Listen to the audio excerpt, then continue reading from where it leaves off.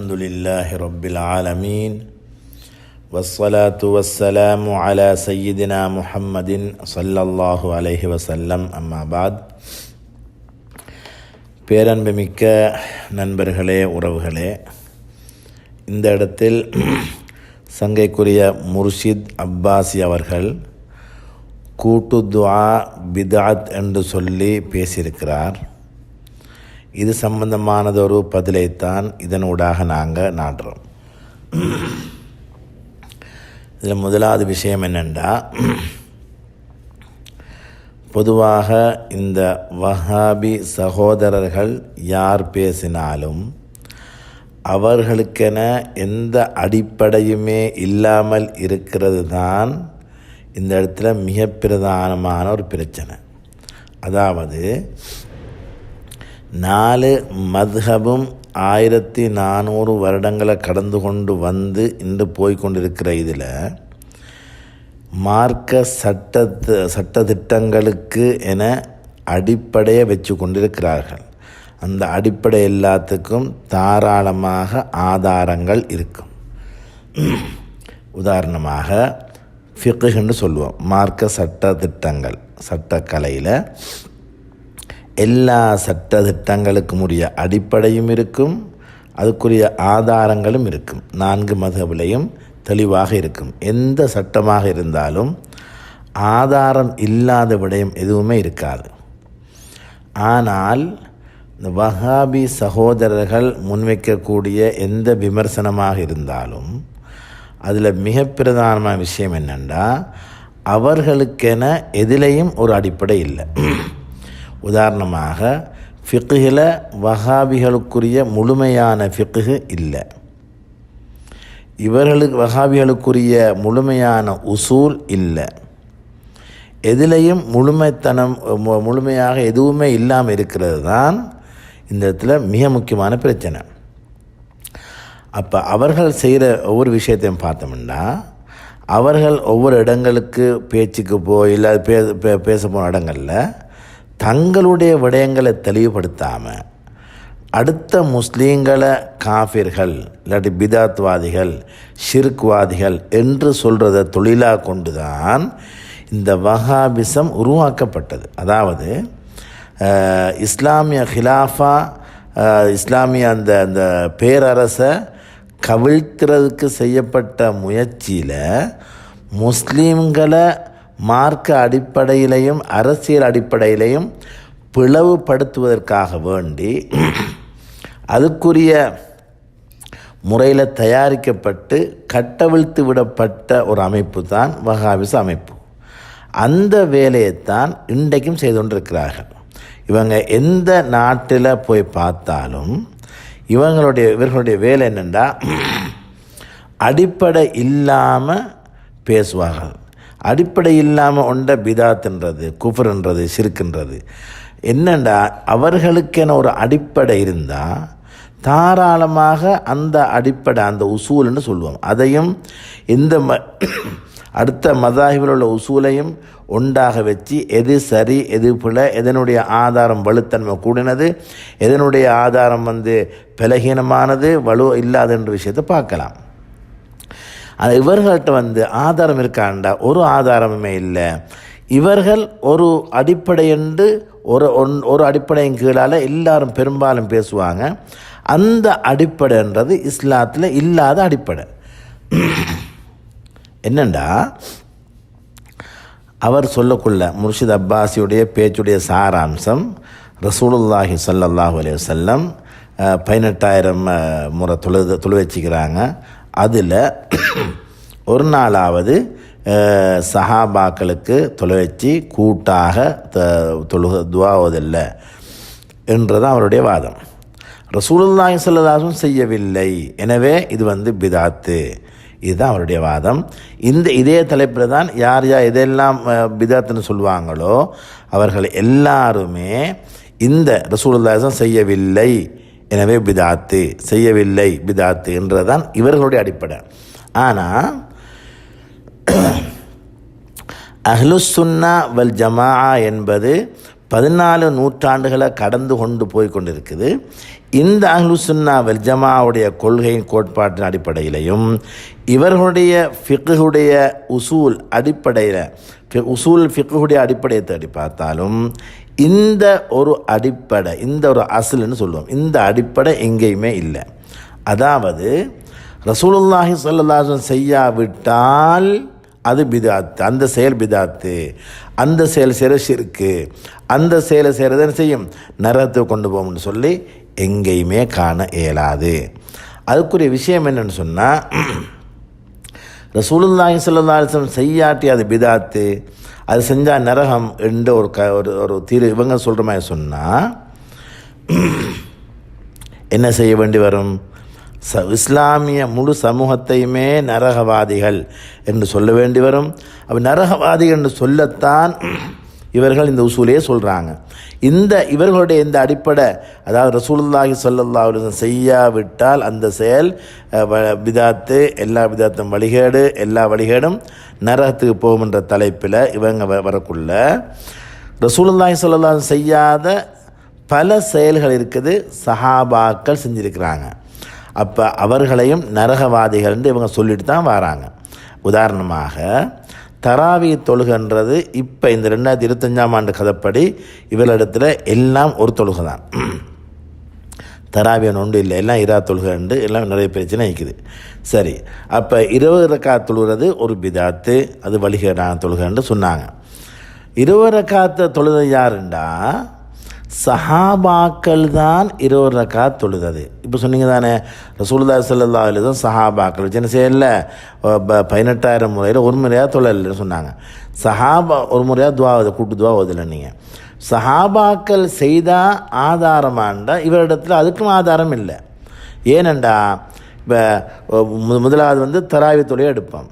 தராவி தொழுக ரசூலுல்லாஹி ஸல்லல்லாஹு அலைஹி வஸல்லம் தனது வாழ்நாளில் ஒரு முறையாவது முழு ரமதான்லே 30 நாளும் தொடர்ந்து 20 ரக்காத்துகளை இமாம் ஜமாத்தாக என்னதான் செய்யல, தொலை இல்லை. ஆனால் அந்த 20 ரக்காத்தை தொடர்ந்து 30 நாளும் தொடர்படியாக தொழுததில் முதன்மையான ஆக்கள் யார்? சஹாபாக்கள். சஹாபாக்கள்லேயே முதன்மையான ஆக்கள் யார்?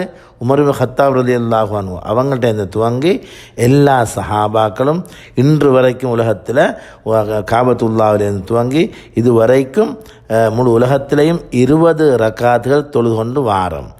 இதைத்தான் இவர்கள் பிதாத்துன்னு சொல்கிறாங்க. பிதாத்துன்னு சொன்னால் எல்லா பிதாத்தும் வழிகேடு, எல்லா வழிகேடும் நரகம் ரெண்டா. முதலாவது நரகத்தை துவங்கி வைக்கணும்.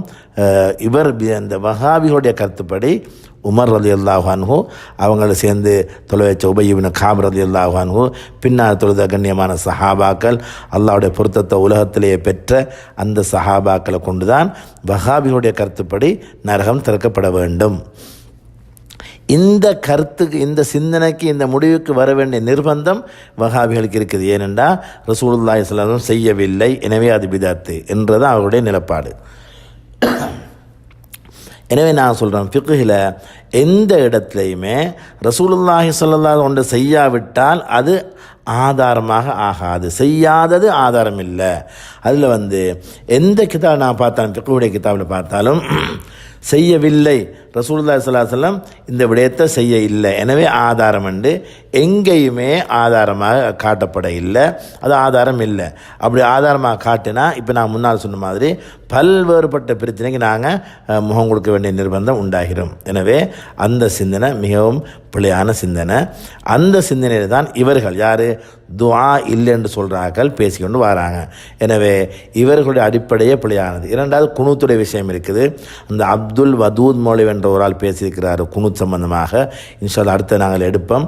அதுலேயும் அவரும் என்ன செய்கிறாருண்டா ஒண்டை மறைச்சி ஒண்டை பேசி, ஒண்டை மறைச்சி ஒண்டை சொல்கிறது. இது வஹாபிகளுக்கென ஒரு தனி கலை, தனி ஒரு தனித்துவம் தான் இது. அதாவது ஒண்டை பார்த்துட்டு இன்னொண்டை மறைச்சிட்டு சொல்கிறதுன்றது வஹாபிகளுடைய தனிச்சிறப்பில் ஒரு விஷயம். அது தனித்துவத்தில் உள்ள விஷயம். அதையும் நாங்கள் இன்ஷா அல்லாஹ் இதோட சேர்த்து எடுக்கிறோம். முதலாவது விஷயம் என்னென்னா, கூட்டுதுவா ஓதக்கூடிய நாங்கள் அது சம்பந்தமாக நான் வேறு இடங்களை பேசிக்கிறேன். இந்த இடத்துல நான் சுருக்கமாக சொல்கிறேன். முதலாவது எங்களோட ஆதார அடிப்படை எடுத்தோம்னா பல்வேறுபட்ட அதாவது தாருல் இஃப்தால் மிஸ்ரியாக எடுப்போம். மிஸ்ரில் முர்ஷித் அப்பாஸ் சொன்னார், ஷாஃபி மதம் வந்து உலகத்தில் பல நாடுகள்னு எல்லாம் சொன்னார். அந்த எல்லா நாட்டிலையும் கூட்டுதுவாவும் சேர்ந்து தான் இருக்குது. எந்தெந்த நாட்டில் நீங்கள் போய் இந்த ஷாஃபி மதவை கண்டுபிடிச்சிங்களோ, மிஸ்ரில் இருக்குன்னீங்க, மொரோக்கோவில் எங்கெங்கெல்லாம் போனாலும் அங்கே எல்லாம் கூட்டு துவாவும் இருக்கத்தான் செய்யுது. அதுக்குரிய ஆதாரங்கள் இருக்க தான் செய்யுது. அந்தந்த இடங்களில் உள்ள தாருல் இஃப்தாக்கள் வந்து அதுக்குரிய ஃபத்வாக்களை தெளிவாக பேசிக்கிறாங்க. எல்லாரும் பொதுவாக ஒரே வகையான ஆதாரத்தை முன்னெச்சிக்கிறாங்க. அதில் தாருல் இஃப்தா அல் மிஸ்ரியான்னு இருக்குது. அல் அஸ்ஹர் 1000 வருடத்தை கடந்த உலகத்தில் இஸ்லாமிய வழிகாட்டலில் முதன்மையாக இருக்கக்கூடிய இடம்தான் அல் அஸ்ஹர்ன்றது. அந்த ஃபத்வாவும் போய் பாருங்கள் என்னென்னு சொல்லி. அங்கே கூட இருக்குது என்னென்னா, கூட்டு துவாவுக்குரிய ஆதாரங்களில் முத்லக்கான ஆதாரங்கள், அதாவது உமூமுன் நுசூஸ்னு சொல்கிறது, நுசூஸ் அல் ஆமான்னு சொல்லுவான். அதில் வந்து முத்லக்கான ஆதாரம்னு சொன்னால் பொதுவாக துஆ சம்பந்தமாக வந்த ஆதாரங்கள். சூரா காஃபிரில் 60வது வசனம், வகால ரப்புக்கும் உதுஊனி அஸ்தஜிப் லக்கும், இது வந்து பொதுவான துவாவுக்குரிய ஆதாரங்கள். அத்துஆவு ஹுவல் இபாதான்ற என்ன, துவாவே ஒரு இபாதான்றது இமாம் திர்மிதி ரஹ்மத்துல்லாஹி அறிவிக்கக்கூடியது. இது எல்லாத்தையும் வச்சு பார்த்தா முதலாவது விஷயம் என்ன, துஆ என்றது இஸ்லாத்தில் இருக்குதா இல்லையாண்டா தாராளமாக இருக்குது. இது ஏன் சொல்கிறோம்டா, இந்த வஹாபி சகோதரர்களுக்கு துவாவும் பிடிக்காது, தனியை செஞ்சால் பிடிக்காது, கூட்டாக செஞ்சால் பிடிக்காது. துவாவோட தனி வகையான ஒரு எதிர்ப்புன்னு அவங்களுக்கு இருக்கும். எப்போவுமே எந்த இடத்த துவா செஞ்சாலும் துவா பிழை, இஸ்லாத்தில் இல்லைன்னு சொல்ல பழக்கம் இருக்கும். எனவே இஸ்லாத்தில் துவா தாராளமாக இருக்குது, தாராளமாக துவா செய்யலாம். அடுத்தது ஒருத்தர் தனியாக செய்கிறாருண்டா தனியாக தாராளமாக துவா செய்யலாம், அதில் பிரச்சனையே இல்லை. ரசூலுல்லாஹி ஸல்லல்லாஹு அலைஹி வஸல்லம் தொழுகைக்கு பிறகு துவாக்களை சொல்லிக் கொடுத்துருக்கிறாங்க. தொழுகைக்கு பிறகு ஓதுற துவாக்களை சொல்லிக் கொடுத்துருக்கிறாங்க. ஐவேளை தொழுகைக்கு பிறகு துவா செய்கிற விஷயங்கள் சம்பந்தமாக பல ஹதீஸ்கள் வந்து இருக்குது. அதில் தாயிஃபான ஹதீஸ்களும் இருக்கிறதால சில தாயிஃபான ஹதீஸ்கள் அடுத்த தாயிஃபான ஹதீஸ்களை அதை பலப்படுத்தி அது ஹசனுடைய அந்தஸ்து கொண்டு வரும். அதனே எழுதி வச்சுக்கிறாங்க. சத்து வேண்டாம், அதை முன் வைக்கலாம். அபூ தாவூத், நசாய் போன்ற கிரந்தங்களில் அந்த ரசூலுல்லாஹி ஸல்லல்லாஹு அலைஹி வஸல்லம் முஆத் இப்னு ஜபல் ரலியல்லாஹு அன்ஹு அவங்க சொல்கிற விஷயம் இருக்குது. யா முஆத் வல்லாஹி இன்னி ல உஹிப்புக ஃபலா ததஅன்ன ஃபீ துபரி குல்லி ஸலாத்தின் அன் தகூல் அல்லாஹும்ம அஇன்னி அலா திக்ரிக் வ ஷுக்ரிக வ ஹுஸ்னி இபாதத்திக். இது மாதிரிலாம் வந்திருக்குது. சரி, எனவே துவா இருக்குதான்னு சொன்னால் கண்டிப்பாக துவா இருக்குது, தொழுகைக்கு பிறகும் இருக்குது. ரசூலுல்லாஹி ஸல்லல்லாஹு அலைஹி வஸல்லம் தொழுகைக்கு பிறகு கூட்டாக ஓதினாங்களா இல்லையாண்டா ஓத இல்லை. ஆனால் கூட்டாக ரசூலுல்லாஹி ஓதவில்லை என்பது ஆதாரமாக இல்லையாண்டா அது ஆதாரமே இல்லை. இந்த ஆதாரம் எடுக்கிற முறையே மிக மிக பிழையான ஒரு முறை தான். இதனால தான் இஸ்லாமிய வரலாற்றில் வந்த முழு உலமாக்களும் இந்த அடிப்படையான விதிமுறையை வச்சுக்கிறாங்க. அத்தர்கு லா யுஃபீது தஹ்ரீம், அத்தர்கு லா யானி தஹ்ரீம் இல்லா பிதலீலின் யதுல்லு அலைஹி. ரசூலுல்லாஹி ஸல்லல்லாஹு அலைஹி வஸல்லம் செய்யவில்லை, சஹாபாக்களும் செய்யவில்லை, எனவே அது ஹராம் என்று வந்துடவே வரமாட்டாது. ஏனென்றா அந்த செயல் ஹராம் என்றதை வேறு ஆதாரம் மூலமாக நிறுவ வேண்டும். பிதாத்துண்டா அதை நிறுவ வேண்டும். ரசூலுல்லாஹி செய்யவில்லை எனவே பிதாத்து என்றால் அது பிழை. ஏனென்றா எந்த ஹதீஸ்லையும் நாங்கள் செய்யாததை செஞ்சால் பிதாத்து என்ற எந்த ஹதீஸ்லையுமே இல்லை. அந்த ஹதீஸுக்கு அவங்க என்ன செய்யறேன்னு சொன்னால் பிழையாக மொழிபெயர்ப்பு செஞ்சு அப்படியே சுற்றி வளைச்சி வார வேலை பார்க்குறதே தவிர எந்த ஹதீஸ்லையுமே நான் செய்யாததை செய்தால் அது பிதத்துன்னு சொல்லி எங்கேயுமே இல்லை. ஆனால் முர்ஷித் அப்பாசி அழகாக ஒரு பெரிய ஒரு 6-7 நிமிஷம் பேசி கொண்டு வர கதை உண்ட அது எதிலையுமே வந்து ரசூலுல்லாஹி ஸல்லல்லாஹு அலைஹி வஸல்லம் அவங்க நான் செய்யாததை செய்வது பிதத்தாகும் என்று எங்கேயுமே ஹதீஸ்களில் இல்லை. எனவே தான் உலமாக்கள் அந்த பொது விதியாக அமைச்சிருக்கிறார்கள், அத்தர்கு லா யுஃபீது தஹ்ரீம இல்லா பிதலீலின் யதுல்லு அலைஹி, அல்லது அத்தர்கு லா யானி தஹ்ரீம் இல்லா பி தலீலின் யதுல்லு அலைஹி. மிக அழகாக சொல்லி வச்சுக்கிறார்கள். இது பொதுவாக அது அரபு மதரசாக்கள் இலங்கையில் 90% ஷாவி மதம்னு சொன்னீங்க. எல்லா மதரசாலையும் உள்ள 3ஆம் வகுப்பு இல்லை 4ஆம் வகுப்பு உள்ள எல்லாருக்கும் இந்த காய்தா எல்லாம் தெரியும். இந்த அடிப்படை எல்லாம் எல்லாருக்கும் தெரியும். அதனால தான் நாங்கள் இது யாருமே பேச பார்க்குறாங்க. ஏனென்றா இது 3ஆம் வகுப்பில் 4ஆம் வகுப்பில் படித்து முடித்த விஷயங்கள். இதெல்லாம் ரசூலுல்லாஹி ஸல்லல்லாஹு அலைஹி வஸல்லம் விட்டாங்கன்னு சொன்னால் அது ஹராமாண்டா ஒரு நாளும் ஹராமாக மாட்டாது. அந்த குறிப்பிட்ட செயல் செய்ய வேண்டாம் என்று இஸ்லாம் நேரடியாக தடுத்திருந்தா அல்லது தடுக்க வேண்டிய காரணம் அதுக்குள்ள உள்ளடங்கியிருந்தால் உள்ளடங்கியிருந்தால் தான் அது தடுக்க வேண்டிய செயல். அது இல்லாமல் ரசூலுல்லாஹி செய்யாமல் விட்ட பல செயற்கள் இருக்கின்றன. அந்த செயற்பாடு ஒன்றும் ஹராமாக மாட்டாது. அது எந்த விதமான பிரச்சனையுமே இல்லை. எனவே துவா பொறுத்தவரையில் இமாம் நவவி ரஹிமஹுல்லா, இப்னு ஹஜர் அல் அஸ்கலானி ரஹிமஹுல்லா இவங்களை மிக அழகாக சொல்லித்தாராங்க. துவான்றது தொழுகைக்கு பிறகு மார்க்கத்தில் உள்ள விஷயம்தான். அது தனியாகவும் செய்யலாம், கூட்டாகவும் செய்யலாம், சத்தமாக செய்யலாம், சத்தத்தை குறைச்சி செய்யலாம். எந்த விதமான பிரச்சனையுமே இல்லை. இப்னு ஹஜர் அல் அஸ்கலானி சொல்லக்குள்ள ஃபத்ஹுல் பாரின்றது எல்லாரும் தெரிஞ்ச கிதாப் தான். அதனுடைய முஸன்னிஃப் யார்? இப்னு ஹஜர் அல் அஸ்கலானி. அவர் சொல்கிறாரு, அல் அஸ்லு ஃபித் துஆஇ அல் இத்லாக். துஆவில் அடிப்படை என்ன? அல் இத்லாக், முத்லக்கான ஆதாரங்கள் வந்திருக்கின்ற விஷயத்தை அவர் சொல்கிறாரு. வலா யுன்கரு அலா மன் தஆ ஜமாஅத்தன் மாலம் யாத்தகித் ஹுசூசியத்தன் லம் தரித். என்ன சொல்கிறாருன்னு சொன்னால், ஒருவர் கூட்டாக துவா செஞ்சால் கூட ஒரு நாளும் அவங்களுக்கு என்ன செய்யலாது, அவங்களுக்கு மறுத்துரைக்க இயலாது. நீங்கள் செய்கிறது பிள்ளைன்னு சொல்லி ஒரு நாள் சொல்ல இயலாது. கூட்டாக துவா செய்யக்குள்ள கூட்டாக செய்கிறது சுன்னத்துண்டு நாங்கள் சொல்லாமல், சுன்னா முஅக்கதாண்டோ சுன்னான்னு சொல்லியோ சொல்லாமல் கூட்டாக துவா ஓதுறோம். துவா இமாம் ஓதக்குள்ள பின்னால் உள்ள மாமுங்கள் என்ன செய்வாங்கன்னு சொன்னால் ஆமீன் சொல்லுவாங்க. அதே நேரத்தில் சிலாக்கள் என்ன செய்வாங்க, தனியாக துவா செஞ்சு கொண்டிருப்பாங்க, தனியாக அவுராது ஓதி கொண்டிருப்பாங்க. அதுக்குள்ளே தாராளம் ஓதலாம். இல்லை சுன்னத்து எல்லாரும் இந்த குடுதாவுக்கு சேர்ந்தான் ஆக வேண்டுமென்று கடமைப்படுத்தினா அது பிழ, அதை நான் மறுக்கிறோம். சரி, இவர்களுடைய இமாம் எடுத்துக்கொள்வோம். இந்த வஹாபியோட முதன்மையான இமாம் முன்னோடி யார்? இப்னு தைமியா. இப்னு தைமியாவும் அடுத்து இப்னு கையும். இவங்க சொல்கிற விஷயத்தை பார்ப்போம். அவங்க என்ன சொல்கிறாங்கடா, அல் உமூர் அல்லத்தி தனாஸா ஃபீஹல் உலமா வலம் யத்தி ஃபீஹா நஸ்ஸுன் ஸரீஹுன் லா யுபத்தஉ ஃபீஹா அஹதுன். இவர்களுடைய இமாம் இப்னு தைமியா சொல்கிற என்னென்னு சொன்னால், உலமாக்கள் முரண்பட்டு கொண்ட விடயம் இருக்குதானே, அந்த விடயத்தில் சரீஹ நஸ்ஸுன் சரீஹ், தெளிவான நேரடியான ஆதாரம் எதுவுமே வர இல்லாத நிலையில் உலமாக்கள் முரண்பட்டு கொள்கிறாங்கன்னு சொன்னால், அந்த இடத்துல யாரையும் பிதாத்துன்னு சொல்ல இயலாது, பிதத்வாதிகள்னு சொல்லவே இயலாது. ஏன் சொல்ல இயலாதுன்னு சொன்னால், நேரடியான ஆதாரம் இருந்தால் அந்த கதை வராது. நேரடியான ஆதாரம் இல்லாமல் முத்லக்கான ஆதாரமும் இஸ்லாத்தில் உள்ள ஆதாரம் தான். எனவே அந்த ஆதாரமும் இல்லாமல் புதுசாக உருவாகக்குள்ளதான் பிரச்சனை வரும். முத்லக்கான ஆதாரம் இருக்கிறது தாராளமாக. முத்லக்கை பற்றி நான் விரிவாக வேறு இடத்துல பேசியிருக்கிறோம். எனவே தாராளமாக துவா செய்யலாம். அது எந்த விதமான பிரச்சனையுமே இல்லை. அதில் பிதத்துன்னு சொல்கிறதுக்குரிய எந்த விதமான ஆதாரம் அதில் இல்லைன்றது நாங்கள் முதலாக வினைக்கொள்வோம்.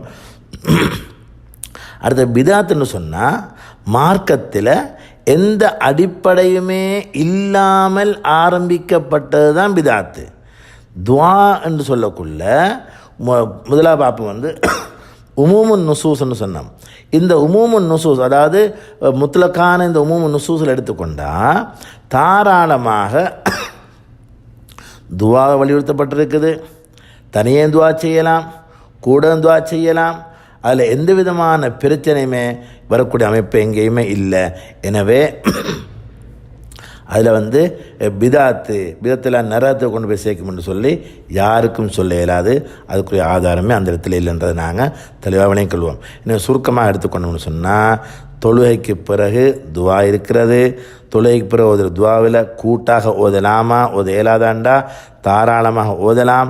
ஆனால் ஒரே ஒரு விஷயம், கூட்டாகத்தான் ஓத வேண்டும், தனியாக ஓத இயலாது என்று சொல்லி யாருக்கும் சொல்ல இயலாது. தனி ஓதுறால் தனி ஓதலாம், கூட்டாக இமாம் ஓதக்குள்ள அதில் சேர்ந்து கொள்ளலாம்.